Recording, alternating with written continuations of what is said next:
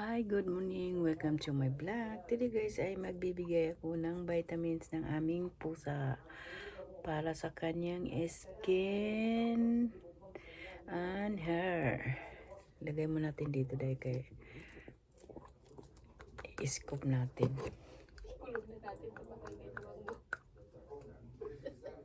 Yan. Okay, tagal pa. Ganyan lang siya guys.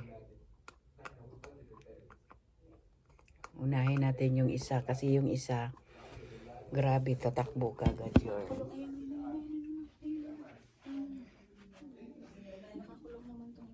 Pahawak nga ako dahil. Ayan, ganyan lang ha. Open mouth. Open mouth. Okay, tigas ah. Na overwhelm man to. Open mouth. Okay. One more. Sa isa kong alaga. Si Mapin ay nakakulong na. Kasi tumatakbo yun siya pag nakita niya na ganito na ako. Mga matalinong pusa yan.